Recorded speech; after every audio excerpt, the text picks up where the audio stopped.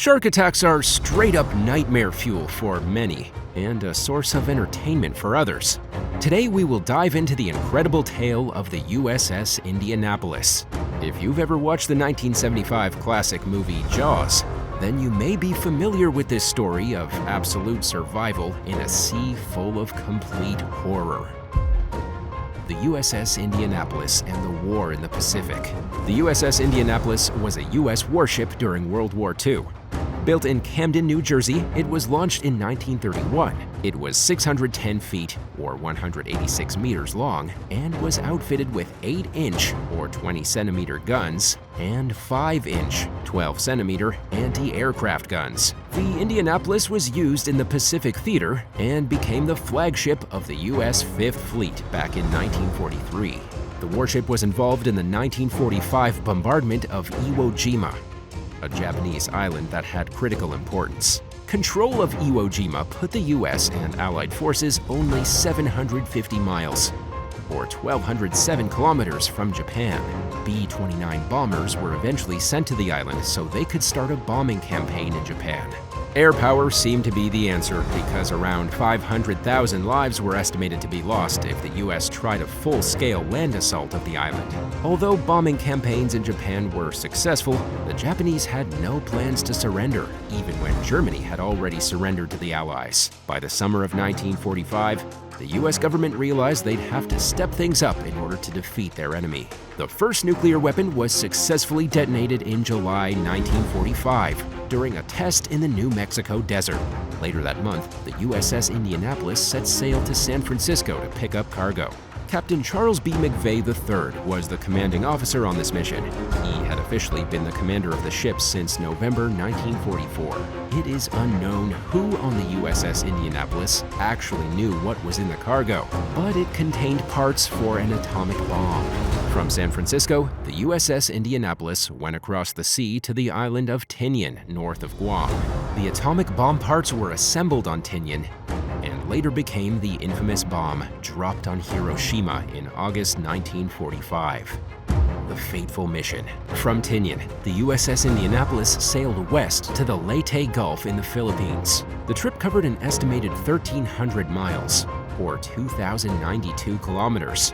They planned to join up with the fleet at Leyte Gulf and prepare for an invasion of Japan. About 1,196 people were on the USS Indianapolis. The trip was not an easy one, since the USS Indianapolis was not equipped with sonar to detect submarines. Some who have studied the ship believe Captain McVay followed a zigzag rule to avoid enemy subs, but did not follow orders to their full extent. Around 10:30 p.m. on July 29, 1945, the USS Indianapolis was halfway to the Leyte Gulf when a Japanese sub, the I-58, attacked. Under the command of Iko Hashimoto, the submarine fired 3 to 6 torpedoes, but only 2 hit the USS Indianapolis.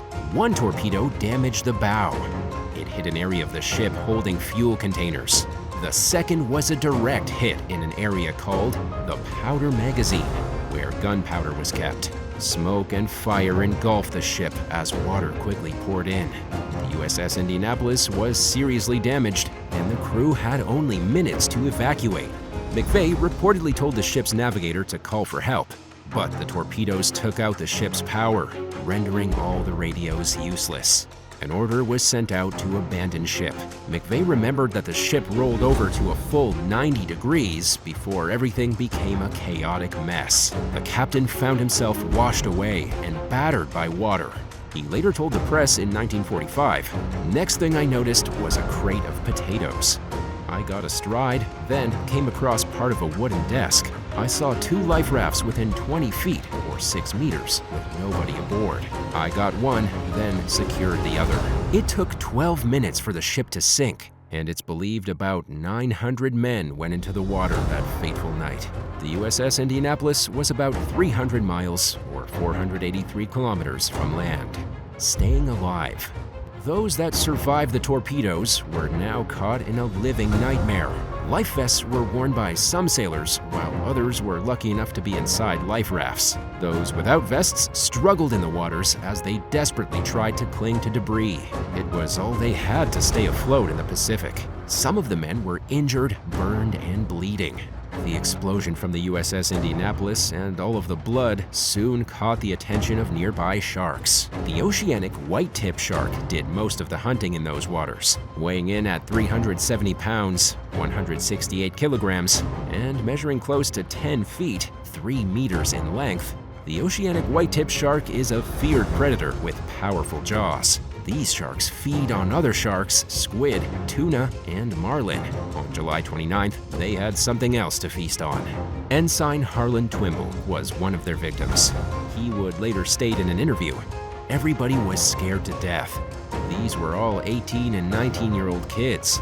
There wasn't any fighting, any turmoil," he said. But everybody was scared.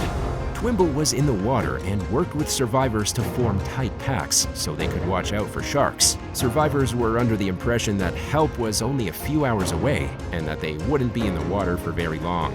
The white-tip sharks attacked and killed an unknown number of men. Some died of complications from their injuries or from dehydration. Twimble remembered that they were successful at scaring off the sharks or fighting them off sometimes. Not every moment was a victory, though. This went on for 4 agonizing days straight. Rescue seemed like a bygone dream at this point. Survivors reportedly pushed out the remains of those who died out into the waters ahead to distract the sharks. The sight of the dead was too much for them to bear. Some even refused to be near the wounded for fear that their blood would lure more sharks. Those that were injured had to have been in agony due to the salt and fuel in the water. It was absolute torture for the survivors, but they were not free from the dangers of the sharks. One survivor later told the BBC in 2013 that he saw dozens of sharks in the area. They also told the BBC, "In that clear water, you could see the sharks circling. Then, every now and then, like lightning, one would come straight up and take a sailor and take him straight down. One came up and took the sailor next to me. It was just somebody screaming, yelling, or getting bit." It was reported that survivors found food rations from the Indianapolis floating in the water. A few cans of food were successfully opened, but that also attracted sharks. Survivors decided it was better to starve instead of fight the beasts. Those that ate the food quickly realized it was heavy in sodium, which caused increased thirst. The men had no access to safe drinking water for days. Fear gripped some of the men so much so that they simply refused food or drink. Some food was kept on rafts and was handed out to soldiers. Canisters of drinking water were eventually found, but unfortunately, they were too heavy to put on the rafts. If opened, the water would get contaminated by the ocean, making them unsafe to drink. First aid kits were also available, but they had been damaged by water, making them practically useless. One physician was remembered by a survivor for swimming from sailor to sailor to check who was still living. If you're enjoying this story, please like and subscribe to this channel. Also, hit that bell for notifications. The situation was dire. One man who survived told the press in 1945 that by the 4th day, survivors would scream and holler, and pretty soon the screams would be mixed with the gurgles. Another man noted that the life vests lost their buoyancy after 48 hours, and that made the situation even worse as men struggled to keep their heads above the waves. It was also reported that some started fighting with each other to get extra life vests to stay afloat. They were all inching closer towards death, with no rescue planes or ships in sight. During the day, the heat and blinding sun added to the misery and pain of those who were lucky enough to survive. The night was cold and utterly miserable. The water temperatures may have been about 85 degrees, but some experienced a drastic drop in their body temperatures, leading to hypothermia. The salt water from the sea mixed with the fuel from the ship blinded others. Their days were painful and nerve-wracking. Sadly, some of the fights among the sailors turned deadly. It is possible that up to 24 men died from these spats. Madness had taken over other survivors. A few were even claiming that they were back home at their favorite bar. Some made the fateful decision to drink seawater and give in to their thirst, but became victims of salt poisoning. In these cases, people have to drink fresh water in order to flush out the salt. Sadly, in the case of the USS Indianapolis, Those who drank the ocean water ended up drinking more and more to cure the unquenchable thirst created by salt poisoning, which only made things worse. Some hallucinated that they could see islands or the USS Indianapolis in the distance. One survivor said that a fellow sailor thought they were back on the ship. A few men opted to take the easy way out and release themselves from their life vests, ultimately drowning because they believed help would never come. The USS Indianapolis was not reported overdue for about 54 hours. It is believed that this is thanks to the secretive nature of the USS Indianapolis's mission. The men were found by accident when a Navy aircraft on a patrol mission spotted them in the water. The amphibious aircraft, a PBY Catalina, dropped rafts down to survivors. But the captain and crew of the plane decided to try an unbelievable rescue by landing their plane onto the water. They landed on the rough Pacific and were able to rescue some of the men. Some survivors latched onto the wings of the plane with parachute cords to survive. An estimated 56 sailors from the USS Indianapolis were saved by this plane.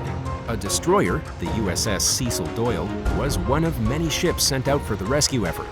320 survived the ordeal. 4 men died in hospitals after the incident, lowering the total to 316 survivors. The aftermath. By December 1945, McVeigh was court-martialed and accused of negligence. He was the only captain of a ship lost during World War II that received this punishment. He was accused of not following the zigzag pattern to avoid enemy submarines, and he was accused of failing to have sailors properly abandon the USS Indianapolis after it was torpedoed. McVeigh lost seniority after being convicted. It was reported that he was even listed as a felon in certain states due to the court-martial. His sentence was later remitted, but his reputation was already beyond repair. Survivors met for reunions in Indianapolis, Indiana. Those who served under McVeigh saw him as a scapegoat for what they perceived as Navy negligence. They did not blame him for what happened to the USS Indianapolis, but praised his bravery and leadership in a difficult situation few have ever faced. The weight of the criticism McVeigh faced, along with the death of his wife in 1961, led him to take his own life just years later in 1968. It was later discovered that 3 SOS signals were sent from the USS Indianapolis. All 3 were rumored to have been completely ignored. One rumor said that a drunk officer received one of the signals, but mishandled the situation. Sadly, that information is long gone or buried in decades worth of bureaucratic paperwork. McVeigh was fully absolved in 2001 when Congress overturned the verdict from his court-martial.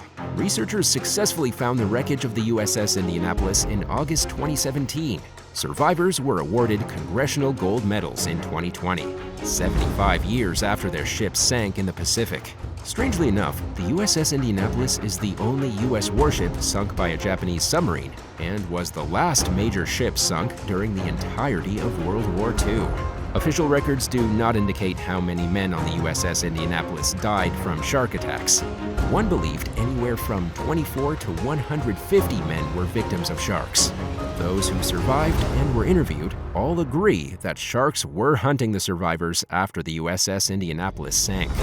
These survivors lasted 4 days adrift in the ocean with little to no food or water. To this day, the story of the USS Indianapolis is considered one of the worst shark attack incidents in history. Hopefully, this incident will never be topped. Do you think you could have survived the sinking of the USS Indianapolis? What would you have done to make it out alive?